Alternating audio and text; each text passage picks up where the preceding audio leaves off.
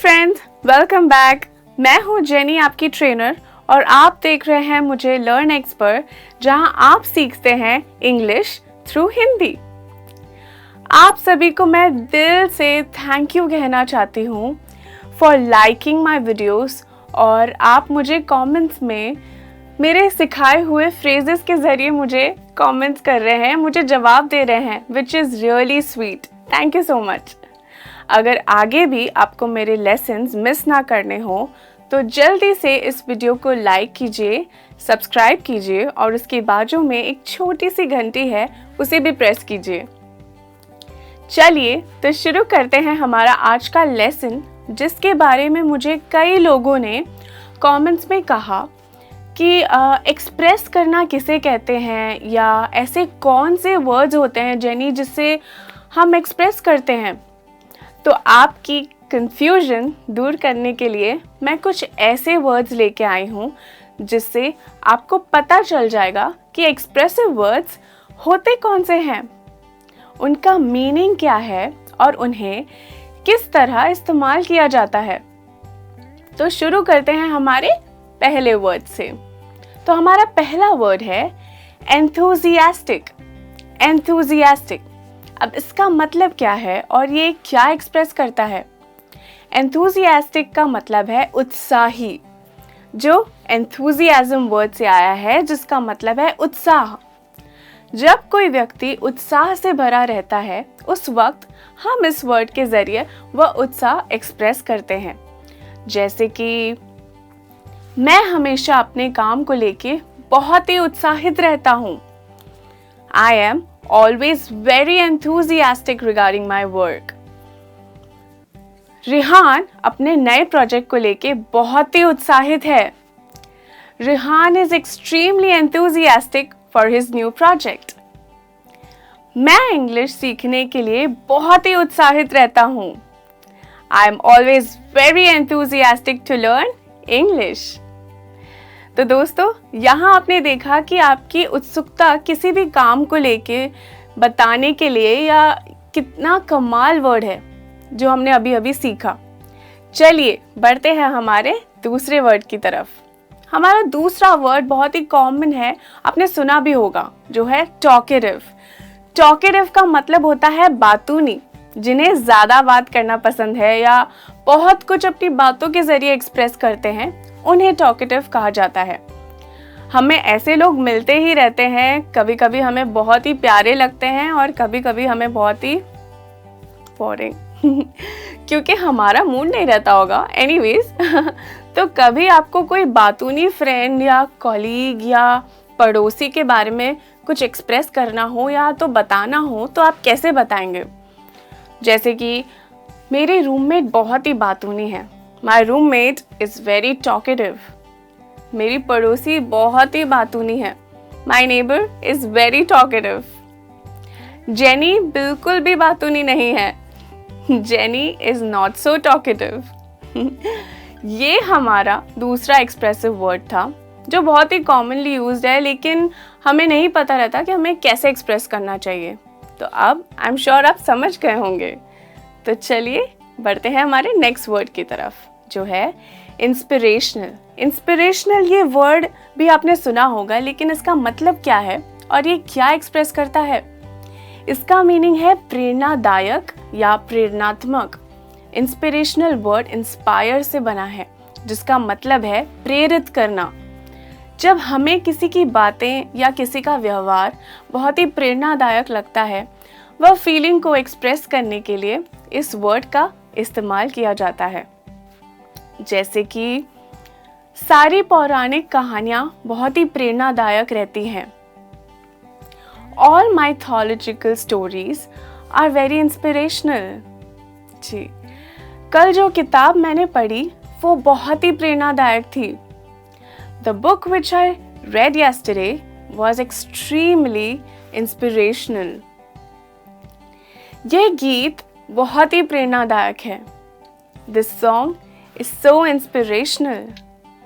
जब आप किसी चीज़ से प्रेरित होते हैं, तब आप इसे इस्तेमाल करते हैं। आई होप आपको अभी तक जो मैंने समझाया है वो समझ आ रहा है। तो चलिए बढ़ते हैं हमारे नेक्स्ट वर्ड की तरफ। तो हमारा नेक्स्ट वर्ड है फ्लेक्सिबल। इसका क्या मतलब है? फ्लेक्सिबल का मीनिंग है लचीला। ये वर्ड ज़्यादातर आप अपने शरीर को लेके एक्सप्रेस करना चाह रहे हो, या किसी की या अपनी सोच को लेके एक्सप्रेस करना चाह रहे हो, या कोई कार्यक्रम या स्केड्यूल जो आपने बनाया हो या प्लान्स बनाए हो, तब आपको कुछ एक्सप्रेस करना हो, तब हम इस शब्द का प्रयोग करते हैं। जैसे कि Rohan is very flexible. Rohan बहुत ही लचीला है। तुम्हें अपनी सोच को लेके लचीला होना चाहिए। You must be flexible in your thinking. मेरा स्केड्यूल या शुद्ध हिंदी में कार्यक्रम बहुत ही लचीला है। I have a flexible schedule. मेरा शरीर इतना लचीला नहीं रहा जितना हुआ करता था। My body is not as flexible as it used to be. I hope आपको ये भी वर्ड अच्छे से समझ आ गया होगा, बिकॉज ये बहुत ही आसान वर्ड है, लेकिन हम कई बार सोचते हैं कि इसे कैसे यूज़ किया जाए। तो आई होप आपको समझ में आ गया होगा। तो चलिए बढ़ते हैं नेक्स्ट वर्ड की तरफ, जो है इम्पल्सिव। इम्पल्सिव, इसका क्या मीनिंग होता है? इसका मतलब है आवेगशील। ये तब यूज़ किया जाता है जब ऐसा काम किया जाता है जो अनप्लैन्ड हो या बिना सोचे किया जाए। मैं आपको एग्जाम्पल्स देती हूँ। जैसे कि उसे अपनी बीवी से कहा कि आवेग होके कोई खरीदारी मत करो। He told his wife not to buy on impulse. Richa बहुत ही आवेगशील क्रेता है। Richa is an impulsive buyer. तो यहाँ पे आपने देखा इम्पल्स या इम्पल्सिव का मतलब होता है जब कोई इंसान बिना सोचे कर रहा है, या अनप्लान कर रहा है, या उत्तेजक होके कर रहा है। ठीक है, तो आई होप ये भी एक बहुत ही अच्छा एक्सप्रेसिव वर्ड है एंड आप बहुत अच्छे से समझ गए होंगे।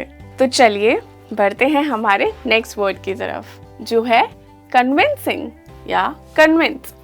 कन्विंसिंग का क्या मतलब है? कन्विंसिंग कन्विंस वर्ड से आया है, जिसका मतलब होता है समझाना। ये वर्ड हम किसी को समझाने के लिए यूज़ करते हैं, या ऐसी बात जो हमें समझ आने लगे तब हम इस वर्ड का प्रयोग करते हैं। होता है ना, कई बार हमें हमारे दोस्त कुछ समझा रहे हों और आपको लगे कि हाँ यार ये तो बात सही है, मतलब आपको उनकी बातें कन्विंसिंग लग रही हैं या ठोस लग रही हैं, तब इस वर्ड का इस्तेमाल किया जाता है। तो चलिए देखते हैं कुछ एग्जाम्पल्स। जैसे कि सैम है जिसको समझने की ज़रूरत है। It's Sam who needs convincing. मुझे जेनी को समझाना है। I must convince jenny. Rohan नहीं समझ रहा। Rohan isn't convinced. मुझे कोशिश करनी ही पड़ेगी सिड को समझाने की। I had to try to convince Sid. I hope आपको ये टॉपिक समझ आ रहा हो। I hope this topic is convincing. चलिए बढ़ते हैं हमारे अगले वर्ड की तरफ, जो है इमोशनल।